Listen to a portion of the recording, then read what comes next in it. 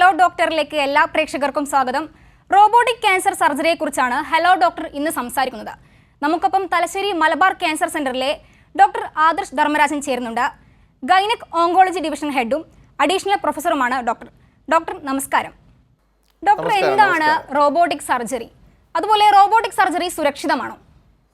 Robotic surgery എന്ന് പറയുമ്പോൾ പൊതുവേ ഒരു തമാശ രൂപേണയും അല്ലാതെയൊക്കെ ആൾക്കാർ ചോദിക്കുന്നൊരു ചോദ്യമുണ്ട്. അതായത് റോബോട്ടിക് സർജറി ചെയ്യുന്നത് റോബോട്ടാണോ അതോ സർജനാണോ എന്നുള്ളൊരു സംശയം പലപ്പോഴും പലരും പ്രകടിപ്പിക്കാറുണ്ട്. എന്നാൽ റോബോട്ടിക് സർജറി എന്ന് പറയുന്നത് ഒരു റോബോട്ടിക് സിസ്റ്റത്തിൻ്റെ അല്ലെങ്കിൽ റോബോട്ടിക് ഉപകരണങ്ങളുടെ സഹായത്തോടു കൂടി സർജറി ചെയ്യുന്നതിനാണ് റോബോട്ടിക് സർജറി എന്ന് പറയുന്നത്. തീർച്ചയായിട്ടും സർജൻ തന്നെയാണ് അവിടെ സർജറി പെർഫോം ചെയ്യുന്നത്. റോബോട്ടിക് അസിസ്റ്റഡ് സർജറി എന്നതാണ് കുറച്ചും കൂടെ അനുയോജ്യമായിട്ടുള്ള പദം എന്ന് പറയുന്നത്. ഇനി സുരക്ഷിതത്വത്തെ പറ്റി പറയുകയാണെങ്കിൽ FDA food and drug administration വർഷങ്ങൾക്ക് മുമ്പ് തന്നെ റോബോട്ടുകൾ, അതൊരു ഫെഡറൽ ഏജൻസിയാണ്, റോബോട്ടുകൾ സർജറി പർപ്പസ് ഈ ഒരു ലക്ഷ്യത്തിനായിട്ട് ഉപയോഗിക്കാം എന്നുള്ള കാര്യത്തിൽ അനുമതി കൊടുത്തിട്ടുള്ളതാണ്. ഇന്ന് നിലവിലുള്ള മിക്ക റോബോട്ടുകൾക്കും FDA അനുമതി കിട്ടിയതാണ്. അപ്പം ബാക്കി ഏത് രീതിയിലാണെങ്കിലും മറ്റേത് സർജിക്കൽ രീതികളെയും പോലെ തന്നെ വളരെ സുരക്ഷിതമായ ഒരു സർജിക്കൽ രീതിയാണ് റോബോട്ടിക് സർജറി. ഡോക്ടർ, റോബോട്ടിക് സർജറിയുടെ ഗുണങ്ങൾ എന്തെല്ലാമാണ്? തീർച്ചയായിട്ടും നമ്മൾ ഗുണങ്ങളിലോട്ട് വരുമ്പോൾ ഏറ്റവും ആദ്യമായിട്ട് പറയേണ്ടത് ഇത് വളരെ കൃത്യവും സ്പഷ്ടവും ഹൈലി ആക്യുറേറ്റ് ആയിട്ടുള്ള ഒരു സർജിക്കൽ രീതിയാണ് റോബോട്ടിക് സർജറി എന്ന് പറയുന്നത്. അതെന്തുകൊണ്ടാണെന്ന് ചോദിച്ചു കഴിഞ്ഞാൽ ബാക്കിയുള്ള സർജിക്കൽ സിസ്റ്റവുമായിട്ട് കമ്പയർ ചെയ്യുമ്പോൾ റോബോട്ടിൻ്റെ പ്രത്യേകതകൾ, ഇത്തരം സർജിക്കൽ റോബോട്ട്സിൻ്റെ പ്രത്യേകത എന്ന് പറയുന്നത് ഹൈ മാഗ്നിഫിക്കേഷൻ എന്ന് പറയും. അതായത് ഒരു സർജന് ഓരോ ഭാഗങ്ങളും സാധാരണയുള്ളതിനേക്കാളും 10 മടങ്ങ് വലിപ്പത്തിൽ കാണാൻ പറ്റും.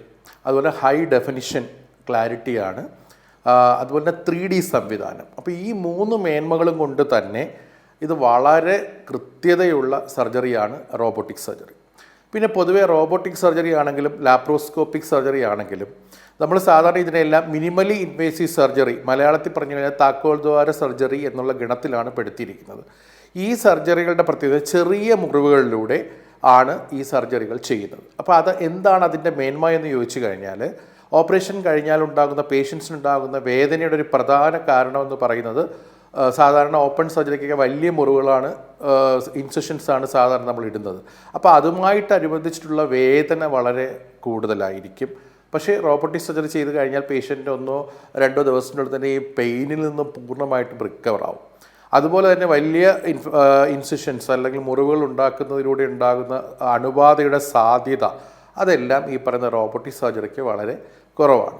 ഇനി മൂന്നാമത്തൊരു മേന്മ എന്ന് പറയുന്നത് ഈ രോഗിക്ക് പൂർവാവസ്ഥയിലോട്ട്, അതായത് റിക്കവറി പീരീഡ് എന്ന് പറയുന്നത് വളരെ പെട്ടെന്ന് തന്നെ അവർക്ക് നോർമൽ അവസ്ഥയിലോട്ട് പൂർവാവസ്ഥയിലോട്ട് വരാൻ പറ്റുകയും മൊബിലൈസ്ഡ് ആവാനായിട്ട്, അതായത് അവർക്ക് സർജറി കഴിഞ്ഞ് പെട്ടെന്ന് തന്നെ അവരുടെ ദൈനംദിന കാര്യങ്ങൾ ചെയ്യാൻ കഴിയുകയും നടക്കാനും പോകാനും ഒക്കെ കഴിയുകയും ചെയ്യുന്നു. എന്താണ് അതിൻ്റെ ഗുണമെന്ന് ചോദിച്ചു കഴിഞ്ഞാൽ, ഓപ്പറേഷന് ശേഷം രോഗി ഒരുപാട് കാലം ബെഡ് റിഡനായിട്ട് കിടന്നു കഴിഞ്ഞാൽ, അനങ്ങാൻ വയ്യാത്ത അവസ്ഥയിൽ കിടന്നു കഴിഞ്ഞാൽ ഒരുപാട് കോംപ്ലിക്കേഷൻസിന് അതിനുണ്ട്. അതായത് ഈ പറയുന്ന പോലെ വലിയ രക്തക്കുഴലുകളിലൊക്കെ രക്തം കട്ടിപിടിക്കാനും, പിന്നെ നമ്മുടെ ഡീപ്പ് വെയിൻ ത്രോംബോസിസ് എന്നൊക്കെ പറയും, അത് പല ഭവിഷ്യത്തുകൾക്കും കാരണമായേക്കാം. അപ്പോൾ ഇത്തരം കോംപ്ലിക്കേഷൻസ് എല്ലാം തന്നെ ഈ പറയുന്ന റോബോട്ടിക് സർജറിയെ തുടർന്ന് കുറവാണ്. ഇനി റോബോട്ടിക് സർജറിയുടെ സമയത്ത് മറ്റ് സർജറികളെ നമ്മൾ താരതമ്യം ചെയ്യുമ്പോൾ രക്തസ്രാവം അമിത രക്തസ്രാവം അല്ലെങ്കിൽ ബ്ലഡ് ലോസ് എല്ലാം വളരെ കുറവാണ്. അപ്പം അതുപോലെ ഇതൊക്കെയാണ് ഇതിൻ്റെ മേന്മകൾ എന്ന് പറയുന്നത്. ഡോക്ടർ, അതുപോലെ ക്യാൻസർ ട്രീറ്റ്മെന്റിൽ റോബോട്ടിക് സർജറിയുടെ സാധ്യത എത്രത്തോളം ഉണ്ട്? അതുപോലെ തന്നെ ക്യാൻസർ ചികിത്സയ്ക്ക് എത്രത്തോളം സഹായകമാണ് റോബോട്ടിക് സർജറി? നമുക്കറിയാം, ഇന്നിപ്പോൾ നമുക്ക് റോബോട്ടിക് സർജറിയുടെ ഉപയോഗം ക്യാൻസർ മേഖലയിൽ വളരെയധികം കടന്നു വന്നിട്ടുണ്ട്. അപ്പോൾ ക്യാൻസർ ചികിത്സയിൽ വളരെ കൃത്യമായി പറഞ്ഞു കഴിഞ്ഞാൽ നമ്മുടെ ഇടിപ്പല്ല് അഥവാ പെൽവിസിലുള്ള അവയവങ്ങൾ, ഇടുപ്പലിനുള്ളിൽ അഥവാ പെൽവിസിലുള്ള അവയവങ്ങൾ അത് ഏതൊക്കെയാണെന്ന് ചോദിച്ചാൽ ബ്ലാഡർ, റെക്റ്റം, അതുപോലെ തന്നെ അതായത് മൂത്രസഞ്ചി, മലാശയം, വൻകുടൽ, പ്രോസ്റ്റേറ്റ്, ഈ ഭാഗങ്ങൾ അവിടെ ഉണ്ടാകുന്ന ക്യാൻസർ രോഗങ്ങൾക്കാണ് പ്രധാനമായിട്ടും നമ്മൾ റോബോട്ടിക് സർജറി ഉപയോഗിക്കുന്നത്. ഇനി എന്തുകൊണ്ടാണ് അവിടെ റോബോട്ടിക് സർജറിയുടെ മേന്മ എന്താണ് എന്ന് ചോദിച്ചു കഴിഞ്ഞാൽ ഈ ഭാഗത്ത് പൊതുവെ സ്ഥലപരിമിതികളുണ്ട്. നമ്മൾ ഓപ്പൺ സർജറി ചെയ്യുമ്പോൾ നമുക്ക് ഇൻസ്ട്രുമെൻറ്റ്സ് ഒക്കെ പലപ്പോഴും അവിടെ എത്താനുള്ള പരിമിതികളുണ്ട്. അപ്പോൾ ഇങ്ങനെയുള്ള സ്ഥലങ്ങളിൽ ഈ ഭാഗത്ത് പ്രത്യേകിച്ചും പെൽവിക് സർജറികളിൽ അല്ലെങ്കിൽ പെൽവിക് ഓർഗൻസുമായിട്ട് ബന്ധപ്പെട്ട ക്യാൻസറുകൾ തീർച്ചയായിട്ടും വളരെയധികം ഫലപ്രദമാണ് റോബോട്ടിക് സർജറി. അതുപോലെ ഞാൻ നേരത്തെ സൂചിപ്പിച്ച എല്ലാത്തരം മേന്മകളും ക്യാൻസർ സർജറിയിലുണ്ട്.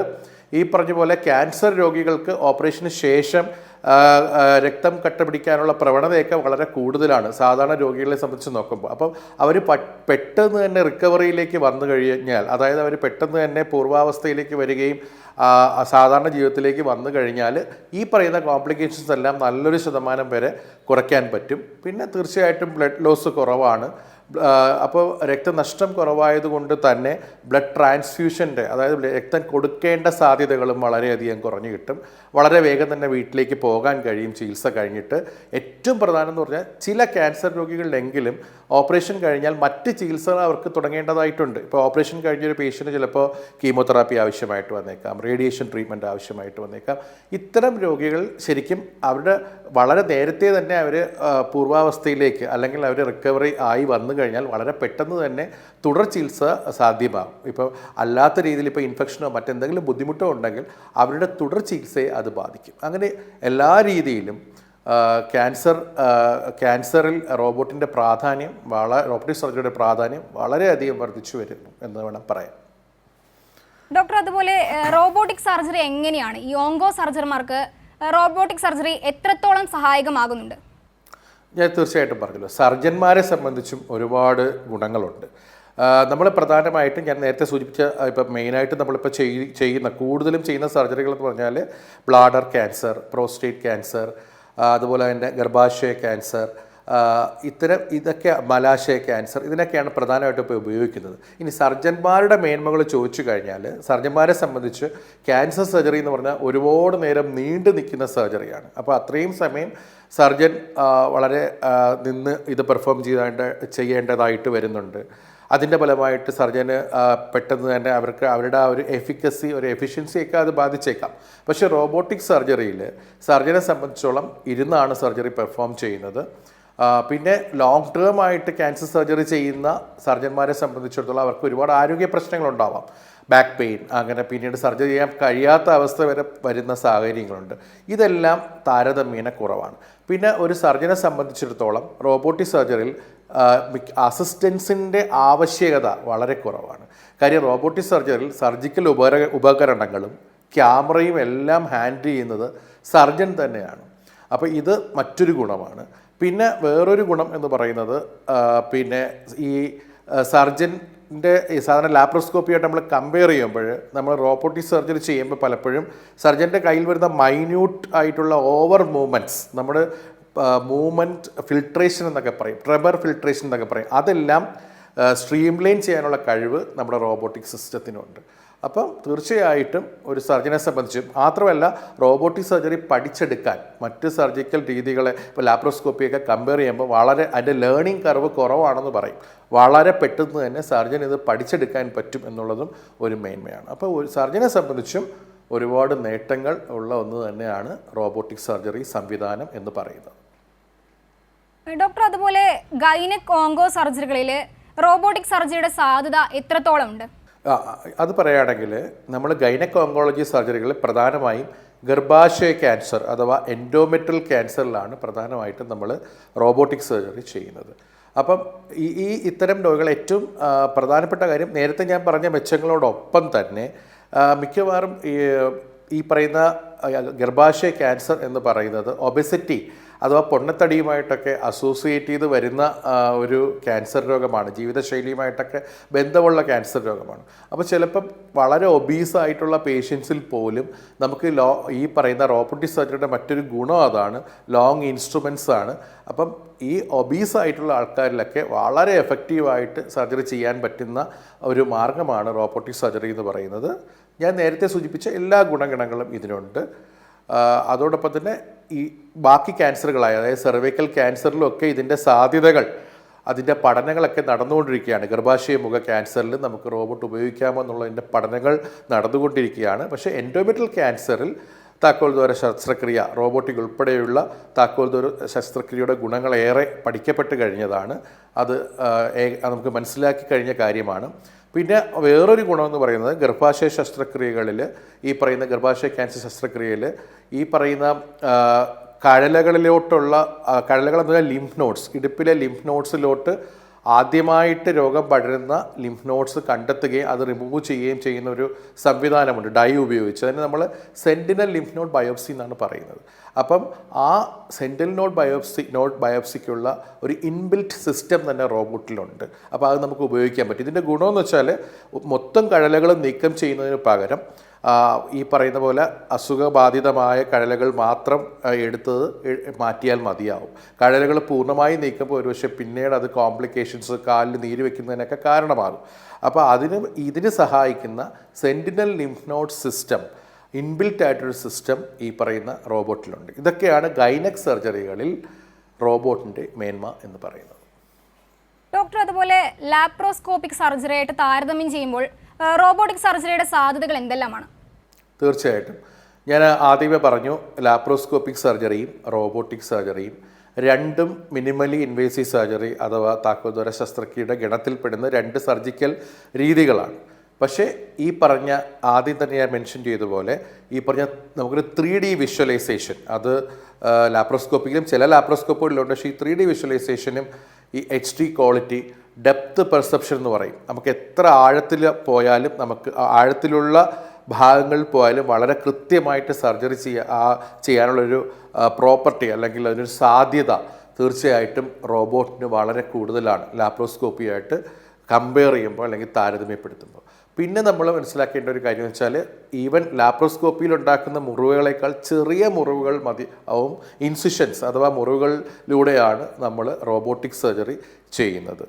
പിന്നീട് ഈ പറഞ്ഞ ഓപ്പറേഷൻ്റെ സമയത്തുള്ള രക്തനഷ്ടം അല്ലെങ്കിൽ ഓപ്പറേഷൻ കഴിഞ്ഞ് രോഗി പൂർവാവസ്ഥയിലോട്ട് റിക്കവറിയിലോട്ട് വരാനുള്ള സമയമെല്ലാം റോബോട്ടിനെ സംബന്ധിച്ച് വളരെ കുറവാണ് എന്ന് വേണമെങ്കിൽ പറയാം. അപ്പോൾ തീർച്ചയായിട്ടും എസ്പെഷ്യലി ഞാൻ നേരത്തെ സൂചിപ്പിച്ചതുപോലെ പെൽവിക് സർജറീസ്, ഈ പെൽവിസിൽ വരുന്ന ക്യാൻസർ സർജറികളാവട്ടെ അല്ലാത്ത സർജറികളാവട്ടെ എന്നിവയിൽ തീർച്ചയായിട്ടും റോബോട്ടിനേക്കാളും ഒരു പടി മുൻപിലാണ്, ലാപ്രോസ്കോപ്പിയേക്കാളും ഒരു പടി മുൻപിലാണ് റോബോട്ടിക് സർജറി. ഡോക്ടർ, റോബോട്ടിക് സർജറിയുടെ ചെലവ് എങ്ങനെയാണ് വരുന്നത്? തീർച്ചയായിട്ടും നമ്മൾ ഓപ്പൺ സർജറിയും ലാപ്രോസ്കോപ്പിക് സർജറിയും ഒക്കെ കമ്പയർ ചെയ്യുമ്പോൾ റോബോട്ടിക് സർജറി ചിലവേറിയത് തന്നെയാണ്. പക്ഷേ കൃത്യമായിട്ടിപ്പോൾ ഓരോന്നിനും എത്രയാകുമെന്നുള്ളത് ചിലപ്പോൾ ഇൻസ്റ്റിറ്റ്യൂഷൻസ് വൈസൊക്കെ വ്യത്യാസം വരാം. ചിലവേറിയത് തന്നെയാണെന്ന് പറയേണ്ടി വരും. താരതമ്യപ്പെടുത്തുമ്പോൾ തീർച്ചയായും ചിലവ് കൂടുതലാണ്. ഒരു പക്ഷേ ഇന്നത്തെ ഒരു സാഹചര്യത്തിൽ ഒരു സാധാരണക്കാരായ ഒരാൾക്ക് അത് അഫോർഡ് ചെയ്യാനോ അത് താങ്ങാൻ പറ്റുന്നതിനും കുറച്ചുകൂടി അപ്പുറത്താണെന്ന് തന്നെ നമുക്ക് പറയേണ്ടി വരും. തീർച്ചയായിട്ടും ചിലവ് കൂടുതലാണ്, ചിലവ് കൂടിയ സർജറിയാണ് റോബോട്ടിക് സർജറി. ഡോക്ടർ, സംസ്ഥാന സർക്കാർ സംവിധാനത്തിൽ റോബോട്ടിക് സർജറിയുടെ സാധ്യതകൾ എത്രത്തോളം ഉണ്ട്? തീർച്ചയായിട്ടും നമ്മുടെ സർക്കാർ ആരോഗ്യ സംവിധാനങ്ങളുടെ ഒരു മേന്മ അല്ലെങ്കിൽ നേട്ടമായിട്ട് ചൂണ്ടിക്കാണിക്കേണ്ട ഒരു കാര്യമാണ് റോബോട്ടിക് സർജറി കൊണ്ടുവരാൻ കഴിഞ്ഞു എന്നുള്ളത്. ആദ്യം നമ്മുടെ സംസ്ഥാനത്ത് 2 ക്യാൻസർ സെൻറ്ററുകളായ regional cancer centre Trivandrum, Malabar cancer centre Thalassery, ഈ 2 സ്ഥലങ്ങളിലാണ് ആദ്യമായിട്ട് റോബോട്ടിക് സർജറി സംവിധാനം കൊണ്ടുവന്നത്. അതും ഗവൺമെൻറ് ആണ് ഇതിൻ്റെ നേതൃത്വത്തിൽ കൊണ്ടുവന്ന ഈ സംവിധാനം എന്ന് പറയുന്നത് ലോകത്തിലെ തന്നെ ഏറ്റവും മികച്ച റോബോട്ടിക് സംവിധാനമായ ഡാവിൻസി XI സിസ്റ്റമാണ് ഈ 2 സ്ഥാപനങ്ങളിലും കൊണ്ടുവന്നിട്ടുള്ളത്.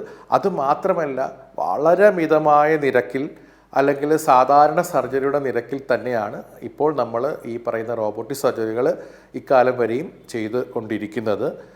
മലബാർ ക്യാൻസറിനെ സംബന്ധിച്ച് പറയുകയാണെങ്കിൽ ഏകദേശം 300 സർജറിയോളം നമ്മൾ ചെയ്തു കഴിഞ്ഞു. 300 റോബോട്ടിക് സർജറിയോളം നമ്മൾ കംപ്ലീറ്റ് ചെയ്ത് കഴിഞ്ഞു.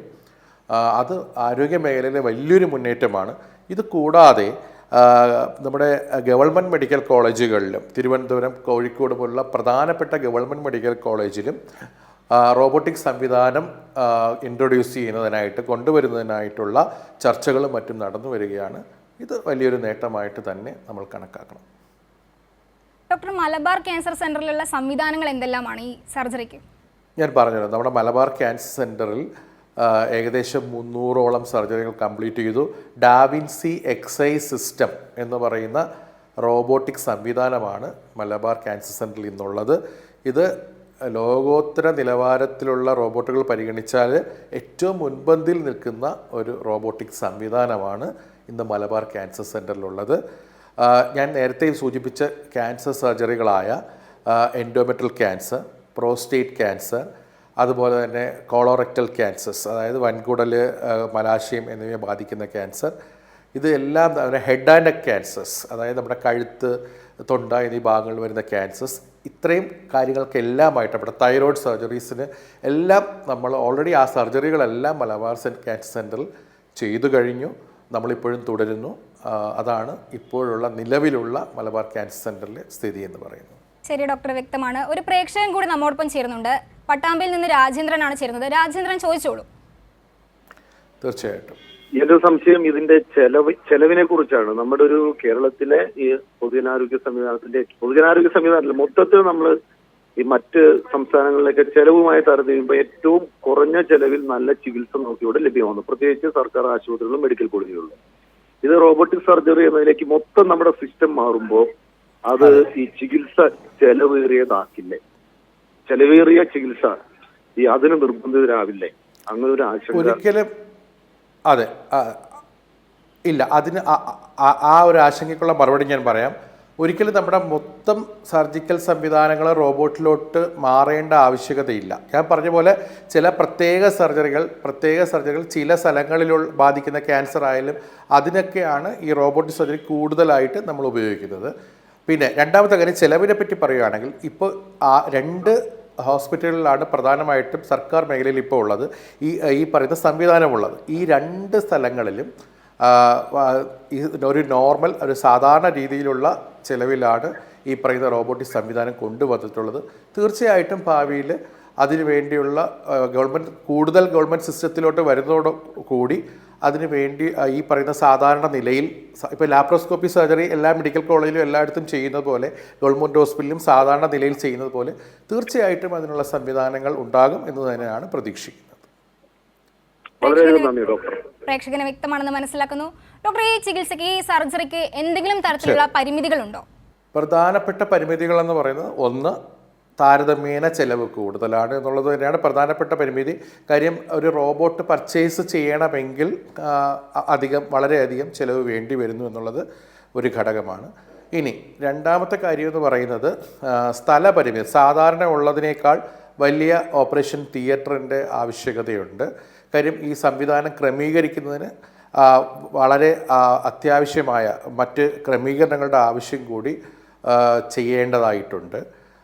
അതുപോലെ തന്നെ റോബോട്ടിക് സംവിധാനം വന്നാൽ ഈ പറയുന്ന ഉപകരണങ്ങളുടെയൊക്കെ സ്റ്റെറിലൈസേഷൻ, ഡിസ്ഇൻഫെക്ഷൻ, ഇതിനൊക്കെ ആയിട്ടും പ്ലാസ്മ സ്റ്റെറിലൈസേഷൻ പോലുള്ള ചില മെത്തേഡുകളാണ് ഉപയോഗിക്കുന്നത്. അപ്പം ഇത്തരത്തിലുള്ള ക്രമീകരണങ്ങൾ ആവശ്യമായിട്ട് വരും. അങ്ങനെയുള്ള മാറ്റങ്ങൾ വരുത്തേണ്ടി വരും. അപ്പോൾ ഇതൊക്കെയാണ് പ്രധാനമായിട്ടുള്ള ഈ പറയുന്ന പ്രോബ്ലംസ് അല്ലെങ്കിൽ ഡ്രോബാക്സ് അല്ലെങ്കിൽ ലിമിറ്റേഷൻസ് എന്നൊക്കെ പറയുന്നത്. പക്ഷേ ടെക്നിക്കലായിട്ട് നോക്കുകയാണെങ്കിൽ പൊതുവേ അങ്ങനെയുള്ള ബുദ്ധിമുട്ടുകളോ ഒന്നും സാധാരണ രീതിയിൽ വളരെ വളരെ വളരെ കുറവാണ്. ഡോക്ടർ, അതുപോലെ റോബോട്ടിക് സർജറിക്ക് ശേഷമുള്ള തുടർ ചികിത്സ എങ്ങനെയാണ്? നോർമലി സാധാരണയുള്ള ക്യാൻസർ ചികിത്സയ്ക്ക് ശേഷം പോലെയുള്ളതുപോലെ തന്നെയാണോ? തീർച്ചയായിട്ടും സർജറിയുടെ ആ ഒരു മോഡ് അല്ലെങ്കിൽ ആ രീതിയിൽ വരുന്ന വ്യത്യാസമേ ഉള്ളൂ.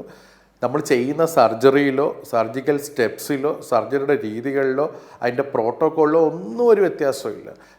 തുടർന്നുള്ള ക്യാൻസർ ചികിത്സയെ യാതൊരു തരത്തിലും ഈ പറയുന്ന റോബോട്ടിക് സർജറി എന്നത് അഫക്റ്റ് ചെയ്യുന്നില്ല, ബാധിക്കുന്നില്ല.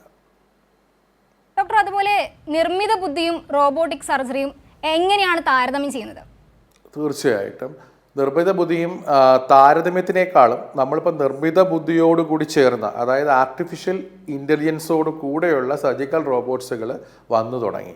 അപ്പോൾ അതിൻ്റെ ഒരു ഗുണമെന്ന് പറഞ്ഞാൽ കൂടുതൽ ആക്യുറേറ്റ് ആവുകയാണ്, കൂടുതൽ കൃത്യമാവുകയാണ്. അതായത് പല ഘട്ടങ്ങളിലും സർജറിയുടെ പല ഘട്ടങ്ങളിലും നമ്മളെ പല ഘട്ടങ്ങളിലും അതിൻ്റെ കൃത്യതയോടുകൂടി നമ്മളെ ലീഡ് ചെയ്യാനായിട്ട് ആർട്ടിഫിഷ്യൽ ഇൻ്റലിജൻസിന് കഴിഞ്ഞേക്കും.